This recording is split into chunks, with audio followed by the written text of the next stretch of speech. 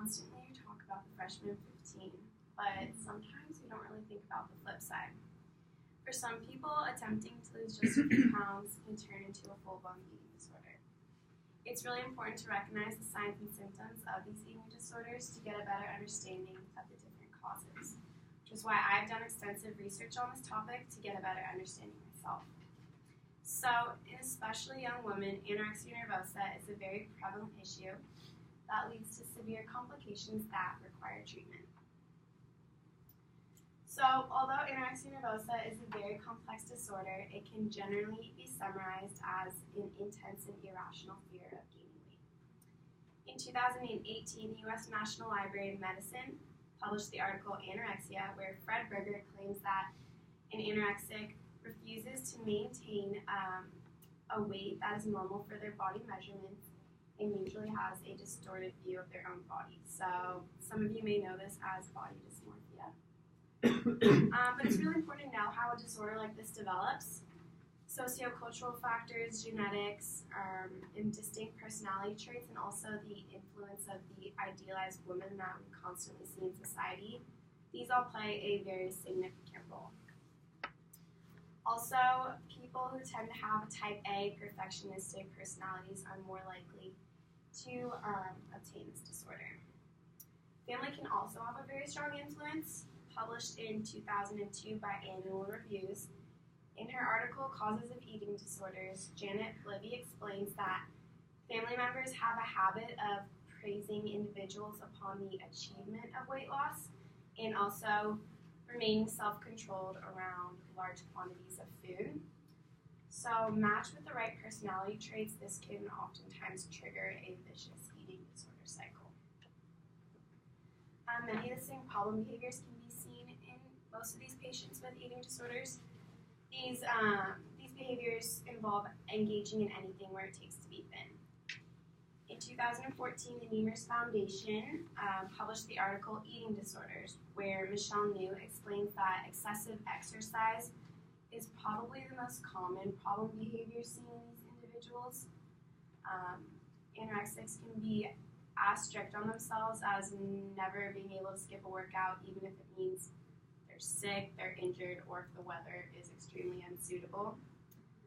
They're also very likely to track their intake. This includes counting calories, eating the same few foods, and weighing or portioning out their servings. For example, they can be as strict on themselves as only allowing themselves to eat like 6 grapes or weighing out 20 grams of Special K cereal. So at such a low body weight, the body's normal functions do begin to decline. Symptoms not only take a toll on the body physically, but mentally as well, and these symptoms can be recognized in most people with this disorder. Stunted growth, low heart rate, hair loss, osteoporosis, and absence of menstruation in women are just to name a few.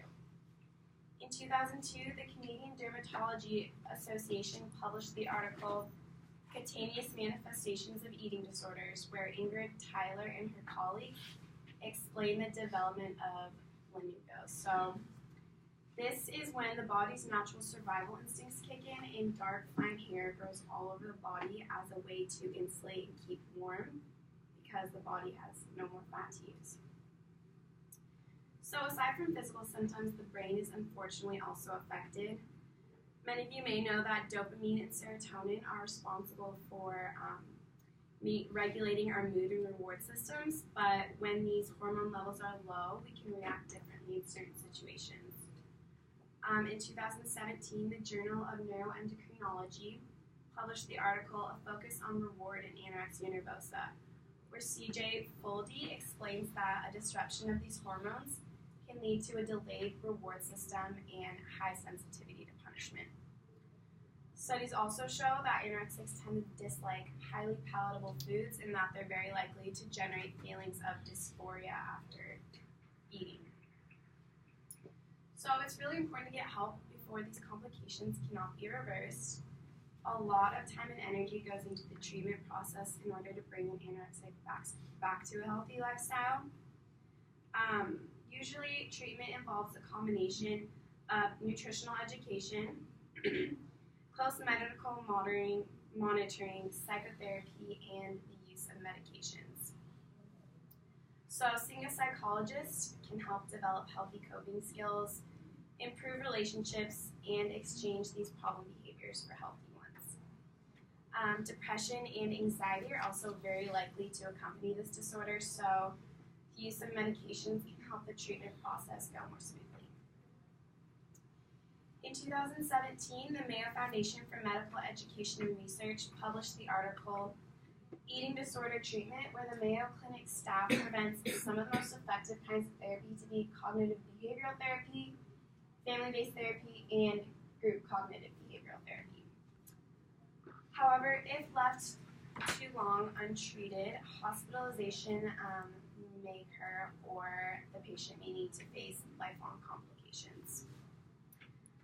However, it is important to remember that mental illnesses do not happen by choice. However, there is a certain stigma associated with eating disorders. Many people believe that anorexia is a voluntary disease or a behavioral choice. This can oftentimes lead to a resistance towards treatment. And in 2014, the Australian Psychological Society published the article Can We Fight Stigma with Science?, where Amy Bannatyne suggests that anorexics tend to be very tentative in receiving professional help because they fear that these health professionals will devalue them and blame them as a cause of their disease. So it is important to remember that it is not our fault. I personally think that the standards and expectations of not only women, but just people in general these days are very irrational.